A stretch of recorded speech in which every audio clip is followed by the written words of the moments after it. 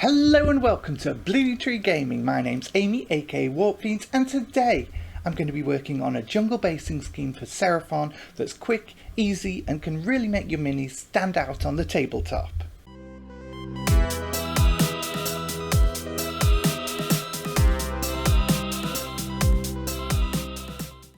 So as people who've watched my last couple of live streams or been following me on Blue Sky might know, I'm currently working on a Seraphon commission and I'm really enjoying painting all these gorgeous new models. While I talked about the main scheme on stream, I'm going to save a full tutorial on that for a later video. Here I want to focus in on the basing scheme and give some specific advice for creating naturalistic jungle ground with heavy foliage, also creating your own ruin fragments. Before I dive in, we recently hit 1,000 subs on YouTube, so from all of us at Bleeding Tree Gaming, thank you so much for your support. It really means a lot to us as we continue to grow the channel, so if you haven't already subscribed, please consider doing so. Let's get to it! First of all, let's talk about ruins. Sure, if you have a 3D printer, I'm sure you could go out and find some lovely ruin basing bits pre-designed. Many indie companies sell their own ruins for basing, but there are multiple reasons why I choose texture rollers over those, in this case at least. First off, over the course of a whole army, you may find yourself repeating the same ruins when you buy pre-made ones.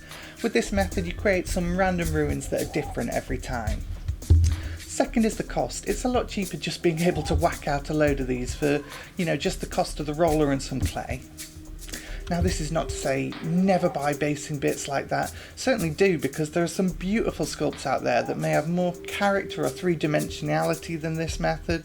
But the third reason is that these come out quite flat, and so they work pretty nicely on bases for basic troops. There's also vegetation, there's other stuff going on. So you want to suggest the ruins, but keep them kind of simple in this case. So what I do is I take some DAS clay, the cheap air drying stuff that's available fairly much anywhere. I just take a little ball of it and flatten it out into some thin but not too thin sheets using the roller, being sure to use smooth motion so as not to smear the detail. I repeat this a few times to get a bunch of different impressions. Once they're done, I leave them to dry for a minimum of 24 hours. After they're done comes the fun part. I wrap all the pieces of ruins in a sheet of kitchen roll and smash them up with a hammer. This, as well as being strangely satisfying, has the effect of breaking your ruins up into some interesting shapes that you can use to decorate your bases. Using both those pieces of ruin and some cork board that I got in a huge roll years ago that's still going strong, I'm going to create some three-dimensionality on the bases. Obviously you want to ensure that there's a flat space that's big enough to fit a mini on, but the more random you can get the rest of it to appear, the more natural it'll feel. Once the cork and runes are applied, it's time to fill in the rest of the bases. I've got this tub of kraut cover soil of Sparta I've been using for a while next to my desk, but any either bought or homemade basing mix that includes sand, tiny stones, flock and bits of sponge is ideal. This will quickly fill any gaps and create a realistic jungle floor texture on the base. I cover the whole base in PVA glue and then cover it in the texture mix, shaking off the excess. Once that's dry, I'm going to attach the mini with super glue and spray the whole thing in black. Let's skip forward to painting the base on a finished model. First of all of the base bar the ruins gets a coat of rhinox hide or any dark brown. This will be our primary soil colour. While this is drying, I also base the ruins in burnt orange.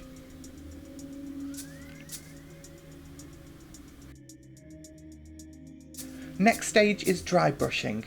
Once it's all dry, the soil gets a heavy dry brush of red-grey.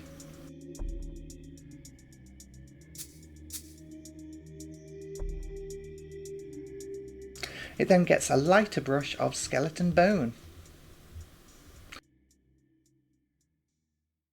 Then I take some Warpstone glow on a dry brush. I'm going to carefully pick out all the little bits of flock and sponge on there, representing the smallest level of vegetation. Don't worry about being too neat, a little overspill will just give the effect of tiny mosses and lichens growing on rocks. A touch of bright yellow-green selectively dry brushed over the areas you just covered will finish up the ground.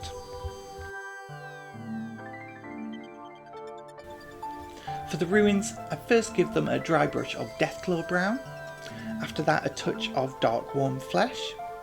Finally, I tie the ruins together with a heavy wash of Seraphon Sepia. Okay, so now it's all painted, I'm going to start adding some foliage. The trick here is to use as many different tufts of plants as possible to create this living jungle floor that's full of natural variations. So I've got a bunch of these gamer's grass laser cut plants. I want to talk about how to get the best out of these first. Let's start with these big wide banana leaves. I'll just take a double leaf for now and remove it carefully from the sheet. To get a natural shape, I like to first bend it in the middle with all the leaves pointed up. Once that's done, I try to roll each leaf into a cylinder. Try to nail the action of rolling it rather than making folds in it to make it look more natural, although the occasional bend won't look too out of place.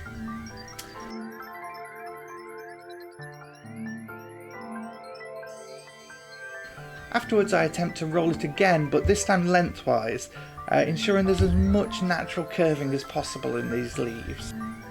I give the result a bit of posing and also run some Rhinox hide just around the edges. Where you pull them off the sheet there will be like a little tiny white line that you ideally want to hide.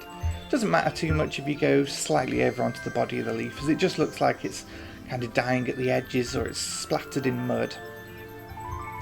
Finally, I glue it down in a nice spot on the back where I know there's a gap that will provide maximum adhesion.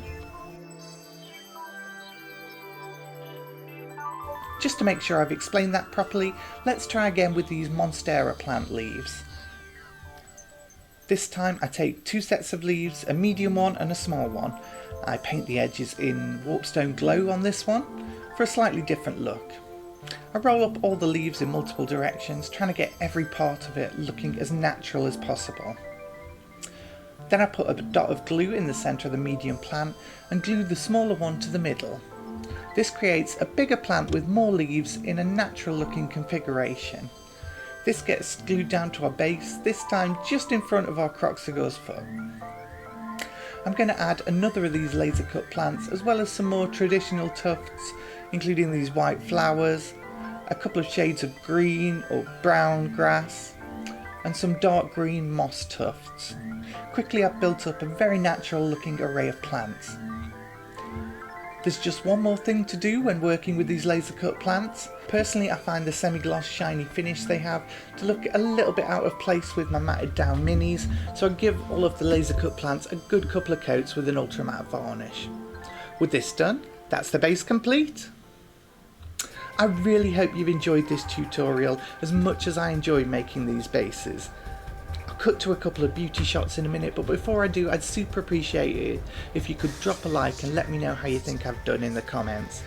We're a small channel and we really need the engagement, so don't forget we've got all the links and stuff in the description where you can join us on Discord or Facebook, buy us a coffee, or use our Element Games affiliate link to buy your hobby gear. Thank you very much for watching, and keep an eye on the channel for more videos on this Seraphon commission coming soon. I've been Amy for Bleeding Tree Gaming, and I will see you in the next one. Bye bye!